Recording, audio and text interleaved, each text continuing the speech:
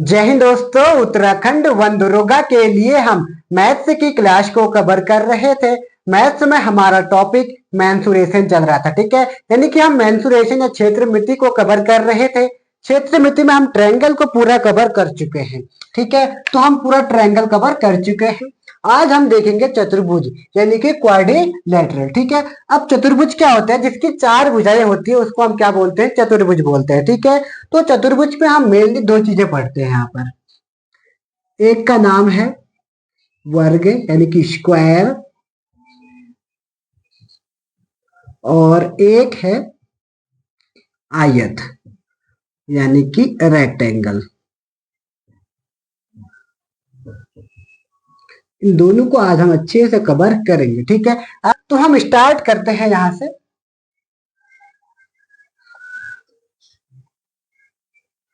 तो अब हमारा पहले जो हम देखेंगे स्क्वायर को देखेंगे, ठीक है, यानी कि वर्ग।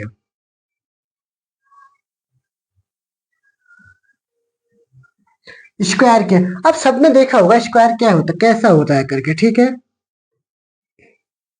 यानी कि जिनकी चारों भुजाएं बराबर होती है उसको हम क्या बोलते हैं? स्क्वायर बोलते हैं, ठीक है। तो ये होता है स्क्वायर। इसको हम ए मान लेते हैं, इसको बी, इसको सी और इसको डी, ठीक है। तो ये है आपका स्क्वायर। स्क्वायर की चारों भुजाएं क्या होती है? इक्वल होती हैं। अगर बाई चांस ये ए है तो ये भी ए होगा, ये भी ए होगा और ये भी ए होगा, ठीक है। और इसके चारों के चारों एंगल होते हैं वो 90 डिग्री के एंगल होते हैं, ठीक है। तो ये हो गया आपका 90 डिग्री का एंगल, ये आपका 90 डिग्री का एंगल, ये आपका 90 डिग्री का एंगल, और ये होगा आपके 90 डिग्री का एंगल, ठीक है। और इसका एक होता है विकर्ण, ये होता है इसका विकर्ण। इसकी भी आपसे पूछेगा, ठीक है। तो रेक्ट इसका विकर्ण क्या होता है वो सब हम देखेंगे, ठीक है। तो हम इसका कुछ एरिया और जो इसका वो होता है उसको हम कवर करते हैं, ठीक है। तो सबसे पहले इसकी बात करते हैं एरिया की। एरिया क्या होता है? वर्ग यानी कि स्क्वायर का जो एरिया होता है वो क्या होता है? भुजा का स्क्वायर यानी कि side into side, side into side होती है, ठीक है। तो इसकी साइड कितनी है? ए ही तो है। तो यानी कि जो एरिया होगा ए बराबर ए इंटू ए हो जाएगा। तो ए बराबर क्या हो जाएगा इसका? ए स्क्वायर। और दूसरा क्या होता है इसका? पेरीमीटर। एरिया हो गया। अब यहां से हम निकालते हैं इसका पेरीमीटर। पेरीमीटर क्या होता है? पेरीमीटर इसका मतलब जो चारों के चारों साइडें होती है उनको ऐड करना होता है। तो हम इसको ऐड कर देंगे, एक ए, दो ए, तीन ए, चार ए। तो पेरीमीटर कितना हो जाएगा इसका? 4a हो गया, ठीक है। तो ए की जितनी भी साइड होगी वो हम निकाल देंगे। अब हमें निकालना क्या है? इसका विकर्ण निकालना है। अब विकर्ण यानी कि जो साइड का एंगल है इसको निकालने के लिए हमको क्या लगाना पड़ेगा? पाइथागोरस प्रमेय लगानी पड़ेगी, ठीक है। तो यानी कि तो ये हमारा एक ट्रायंगल बन गया। तो ये बन रहा है ये और ये आपको ट्रायंगल बन रहा है, ठीक है। या फिर आप ये बना लो, जो आपको अच्छा लगता है। तो मैंने ऐसे आपको करा रखा, तो आप इसको भी बना सकते हैं, ठीक है। तो ये भी ए है, ये भी ए है। तो ठीक है, इस ट्रायंगल की बात करता हूं। तो हमें निकालनी ये साइड है, हमें ये साइड पता है, ये साइड पता है, ठीक है। तो आपने देखा होगा कर्ण का स्क्वायर बराबर लंब का स्क्वायर प्लस आधार का स्क्वायर। यही तो होती है पाइथागोरस प्रमेय। कर्ण हमें नहीं पता, हम क्या मानते हैं? ए और सी।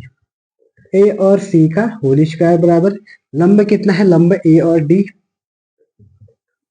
का होल स्क्वायर, और आधार कितना है? डी और सी का होल स्क्वायर, ठीक है। तो इसका स्क्वायर करेंगे तो ए सी हमें नहीं पता कितना है करके, तो ए सी का स्क्वायर बराबर ए डी कितना है? ए और डी, ए है तो ये हो जाएगा ए स्क्वायर प्लस डी सी ये भी कितना है? ए स्क्वायर है, ठीक है।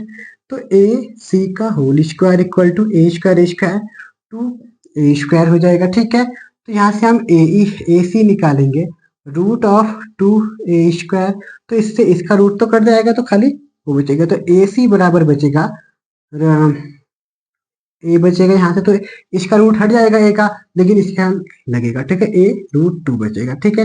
यानी कि जो इसकी साइड निकली वो निकली क्या? ए रूट टू, ठीक है। तो कभी आपसे पूछेगा जो वर्ग होता है, वर्ग का जो विकर्ण होता है उसके उसकी वैल्यू कितनी होती है, a√2 होती है। ठीक है, अब आपकी a की वैल्यू कहीं दी होगी तो उसके हिसाब से आप इसको सॉल्व कर सकते हैं। ठीक है, और मैंने आपको एक चीज और बताया था, जो इसके अंतःवृत्त और परिवृत्त, यानी कि अंतःवृत्त मतलब यानी कि इसके अंदर क्या होना चाहिए, वृत्त होना चाहिए। ठीक है, तो ये हो आपका स्क्वायर है, इसके अंदर क्या होगा, वृत्त होगा। ठीक है, तो यानी कि यहां से लेकर यहां तक इसकी जो त्रिज्या होगी ये होती है अंतःवृत्त। अंतःवृत्त की त्रिज्या ये आपसे पूछेगा क्वेश्चन। और दूसरा होता है परिवृत्त, यानी कि पहले ऐसे आपको ये बनाएगा और इसके, अभी मैं इसे चित्र अच्छे से बन नहीं पा रहे तो ये इस तरह से बनेगा। ठीक है, तो ये बनता है। ठीक है, तो यहाँ से लेकर यहाँ तक इसकी होती है, ये इसके बारे में हम देखेंगे। ठीक है, अब जो अंतःवृत्त की त्रिज्या होती है वो क्या होती है, ये साइड है, यहाँ से लेकर यहाँ तक साइड ए बताई थी मैंने आपको, ये भी ए, ये भी ए। ठीक है, अब जो इसकी त्रिज्या होती है वो इसमें से हम इसको आधा कर देते हैं, तो यानी कि जो आर बराबर क्या होगा, a/2। ठीक है, ये आपके समझ में। अंतःवृत्त की त्रिज्या क्या होती है, आर बराबर a/2, और जो परिवृत्त की त्रिज्या होती है a/√2। ये आपको याद करना होगा। ठीक है, इसको सॉल्व करके कि मैं आपको बता सकता हूँ, लेकिन इतना टाइम नहीं है हमारे पास, क्योंकि अगले महीने ही आपका एग्जाम हो जाएगा। ठीक है, अप्रैल में देने की संभावना डेट, तो अप्रैल में ही आपका एग्जाम हो जाएगा। ठीक है, तो आपको ये याद करना है, ये अंतःवृत्त है, ये परिवृत्त है। परिवृत्त की त्रिज्या,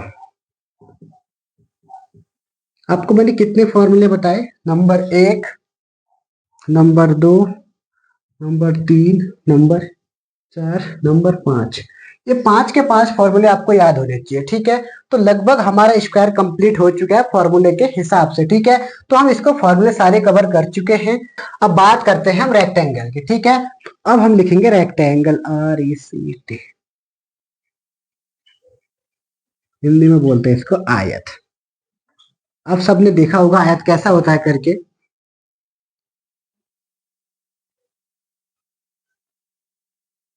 इसको हम कहते हैं रेक्टेंगल। ठीक है, ये बी, सी और डी, इसके भी चार की चार भुजाएं जो होती है वो 90 डिग्री की होती है। ठीक है, और अगर इसके साइड, इसमें दो चीजें होती है, एक लेंथ होती है, एक ब्रेथ होती है, तो इसको हम लेंथ बोलते हैं, इसको हम ब्रेथ बोलते हैं। ठीक है, यानी कि L/B, ये और ये बराबर होती है, और ये और ये बराबर होती है, यानी कि जो रेक्टेंगल में होती है आमने सामने की भुजाएं क्या होती है, बराबर होती है। ठीक है, और इसमें जो ये होता है कोण अर्धक, यानी कि जो इसका ये होगा, तो आपस में इन दोनों को कट करेंगे तो यहाँ पर जो एंगल बनता है वो 90 डिग्री का नहीं बनता है, जबकि जो हम स्क्वायर पढ़ रहे थे वहां पर क्या होता है, ऐसे बनता है। यहाँ पर अगर जब कोण को अर्धक कर इस टाइप के करे हुए, तो यहाँ पर जो एंगल बनता है वो 90 डिग्री का बनता है। ठीक है, मेन एक जो फर्क है आपसे, यही आपसे फर्क पूछ सकता है। ठीक है, ये स्क्वायर का है और ये रेक्टेंगल का है, वर्ग और आयत पर यह अंतर होता है, और लेंथ और ब्रेथ का अंतर आपको पता होगा। ठीक है, तो हम स्क्वायर को कवर कर चुके हैं, हम रेक्टेंगल को कवर कर रहे हैं। उसके बाद फिर क्या होता है रेक्टेंगल में, रेक्टेंगल में भी हमें साइड है, यानी कि इसकी वैल्यू निकालनी होती है, तो इसकी वैल्यू निकालने के लिए हमें फिर से वही करना है, तो एक लाइन बिठा हुआ, अभी फिलहाल हम इसको मिटा देते हैं। ठीक है, तो अभी हम केवल इसको करते हैं, तो इसको निकालते हैं, ये हमें पता है। तो सबसे पहले हम इसका देखते हैं एरिया। रेक्टेंगल का जो एरिया होता है वो क्या होता है, रेक्टेंगल का एरिया होता है लेंथ इंटू ब्रेथ, यानी कि लंबाई इंटू चौड़ाई। तो लंबाई इसकी हमने एल से दिखा रखी है, लंबाई इंटू चौड़ाई। ठीक है, तो यानी कि लेंथ इसे दिखा रहे एल से, और चौड़ाई दिखा रखी है बी से, यानी कि जो एरिया बराबर एल इंटू बी होगा। ठीक है, फर्स्ट चीज हम कवर कर चुके हैं। दूसरा पूछता है कि जो इसका पेरीमीटर है, नंबर 2 है इसका पेरीमीटर। तो पेरीमीटर क्या होता है, पेरीमीटर होता है, इन सबको ऐड करना होता है चारों तरफ के। 2L है तो 2L हो गया, प्लस और 2B हो गया। ठीक है, इसको P से अगर दिखाए तो 2 कॉमन ले लें, L प्लस B हो गया, तो पेरीमीटर क्या निकल गया, 2L प्लस B हो गया। ठीक है, जो 2 है यहाँ पर कॉमन है, यानी कि 2 इससे भी मल्टीप्लाई होगा, 2 इससे भी मल्टीप्लाई होगा। ठीक है, तीसरा आपसे पूछेगा विकर्ण। विकर्ण को डी से दिखाते हैं। तो विकर्ण के लिए आपको क्या करना है, विकर्ण के लिए आपको क्या करना है, वही वाला फॉर्मूला लगाना जैसे मैंने स्क्वायर में किया था।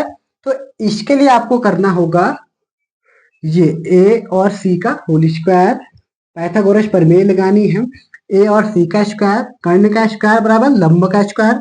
लंब कितना है, ए और डी प्लस आधार का स्क्वायर, आधार कितना है, डी और सी, इसका होल स्क्वायर। ठीक है, तो यहां तक आपके समझ में आया होगा। ठीक है, तो इसको अभी रहने दो, डी बाद में करेंगे, विकर्ण ऐसे निकाल रहे हैं यहाँ पर, ऐसे लिख दो केवल। ठीक है, तो हम ए सी की जगह हम ए सी लिख देते हैं, ए सी का स्क्वायर बराबर, अब ए डी कितना है, ए और डी बी है तो बी स्क्वायर हो गया, और डी सी कितना है, एल स्क्वायर। ठीक है, तो एल का स्क्वायर हो गया ए, उसके बाद ए सी का होल स्क्वायर बराबर B square plus L square.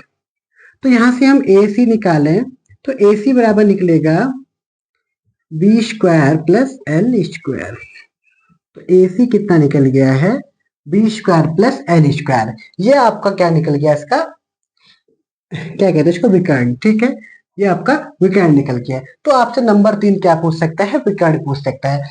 तो मैंने इसके भी आपको रेक्टेंगल के भी सारे के सारे फॉर्मूले बता दिए हैं, लगभग सारे फॉर्मूले हैं, क्योंकि पहली बार मैथ्स में बना रहा है, क्योंकि 1 2 का इस बार पहली बार मैथ्स का ऐड कर रहा है, तो उतने टफ क्वेश्चन नहीं बनेंगे। ठीक है, उससे जो मैथ्स से दे रखी है वो 10th के हिसाब से ही आपको दे रखी है। ठीक है, तो 10th के हिसाब से तो यही आपके सिलेबस में दिया है।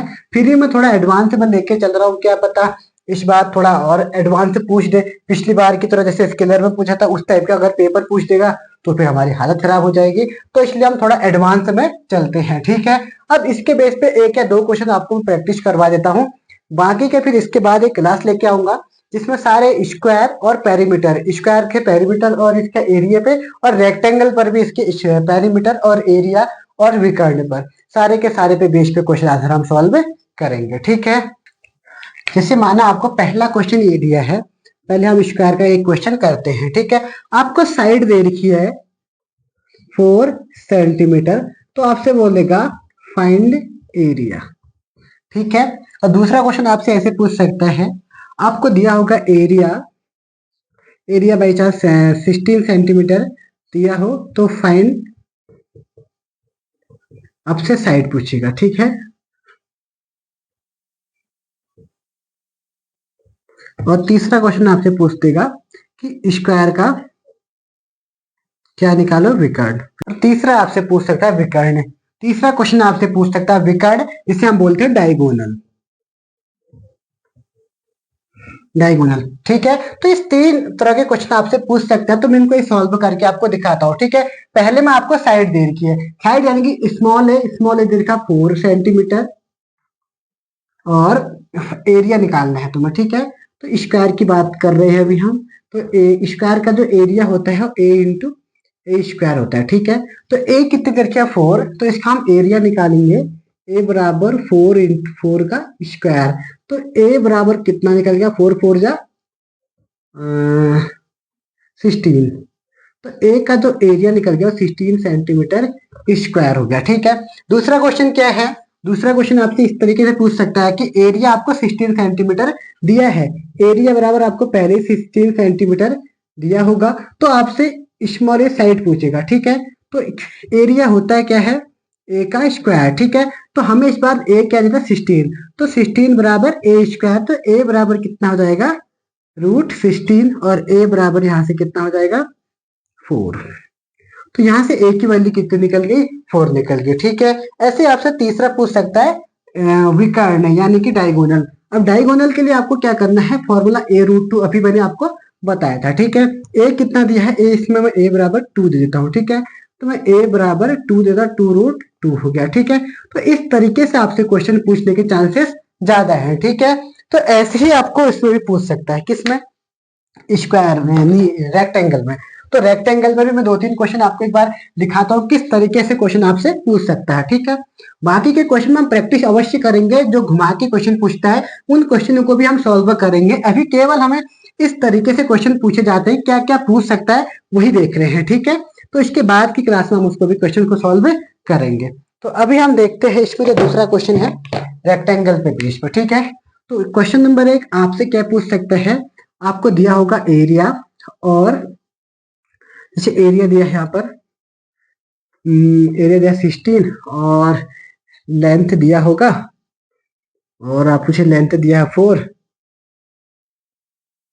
लेंथ दिया होगा आपको 6, और आपसे पूछेगा ब्रेथ, ठीक है। दूसरा आपसे क्या पूछ सकता है, आपको एरिया निकालना होगा, लेंथ दिया होगा आपको, मैंने 5 दिया है, ब्रेथ आपको दिया है 6, सॉरी ब्रेथ तो ज्यादा हो जाएगी 3। और तीसरा क्वेश्चन आपसे कैसे पूछ सकता है, आपको या तो लेंथ पूछेगा ब्रेथ पूछेगा, तीनों में से कोई एक चीज आपसे पूछ सकता है, ठीक है। तीसरा आपसे पूछ सकता है डायगोनल, डायगोनल डायगोनल क्या होता है, इसमें आपको एल दिया होगा, एल बराबर माना 5 दे रखा है, बी बराबर माना 2 दे रखा है, तो आपसे ये डायगोनल पूछ सकता है, ठीक है। अब इसको पहले क्वेश्चन को हम कैसे सॉल्व करेंगे, पहला क्या दे रखा है, ए बराबर 16, तो यानी कि एरिया दे रखा है 16, तो होता क्या है, ए बराबर होता है एल इंटू बी होता है, ठीक है। तो अभी एरिया तो आपको 16 दे रखा है, ए की जगह 16 रखो, इक्वल टू एल आपको दिया है 6, बी आपको निकालना है, तो एरिया यहाँ से इसको इधर करेंगे तो बी बराबर क्या हो जाएगा 16/6, तो डिवाइड करेंगे तो बी बराबर क्या आ जाएगा 8/3, बस इतना करो कहानी खत्म। और दूसरा आपसे क्या पूछ सकता है, यहाँ से इसमें एरिया पूछा है, तो दूसरा आपको क्या होता है, ए बराबर एल इंटू बी होता है, तो ए बराबर एल कितना दे रखा 5 इंटू 3, तो ए बराबर 15 सेंटीमीटर स्क्वायर, जिसमें दिया होगा उसका स्क्वायर करना। तीसरा आपसे क्या पूछ रहा है, डायगोनल। डायगोनल मैंने आपको बताया था, यानी कि डी बराबर क्या होता है under root of B square plus L square, यही तो हो रहा था, तो इसकी जगह वैल्यू रख देंगे हम, तो डी बराबर बी कितना है 2 का स्क्वायर प्लस, और एल कितना 5 का स्क्वायर, डी बराबर 2 का स्क्वायर कितना हो गया 4, 5 का स्क्वायर 25, तो डी बराबर 29, तो डी कितना निकल गया √29, तो इसका डायगोनल कितना हो गया √29, ठीक है। इस तरीके से आपसे क्वेश्चन पूछ सकता है, ठीक है। ऐसे ही आपके पेरीमीटर से भी क्वेश्चन बन सकते हैं, ठीक है। आपको पेरीमीटर दिया होगा तो आपसे बोलेगा वो निकालो, एक क्वेश्चन मैं आपको सॉल्व कर देता हूँ, ठीक है। यहाँ पर पहचान से आपको दिया है रेक्टेंगल है, एरिया है, स्क्वायर, स्क्वायर की बात कर रहे हैं अभी, स्क्वायर का पेरीमीटर दिया है आपको 16 दिया है, तो आपसे पूछ रहा है कि एरिया क्या होगा, ऐसे भी आपसे क्वेश्चन पूछ सकता है, ठीक है। तो स्क्वायर का पेरीमीटर क्या होता है 4a, 4a की वैल्यू 16 दे रखी है, तो यहाँ से a निकल जाएगा, a निकलेगा 16/4, तो a निकल गया 4, ए 4 निकल गया, तो एरिया क्या निकालोगे, ए इंटू ए कर दोगे, तो यहाँ से एरिया निकालेंगे 4 इंटू 4, तो ए बराबर 16, यानी कि इसका पेरीमीटर भी 16 हो गया और एरिया भी क्या हो गया इसका 16 हो गया, ठीक है। तो इस तरीके से हम इसको सॉल्व कर सकते हैं। ऐसे ही आपको हमारे साथ जुड़े रहना है, ऐसे ही आपको इस क्लास को कवर करते रहना है, ऐसे ही आपके लिए हम क्लासेस लेके आएंगे। तो आज हम इतना ही देखते हैं, फिर मिलेंगे नेक्स्ट क्लास में, तब तक के लिए जय हिंद, जय उत्तराखंड।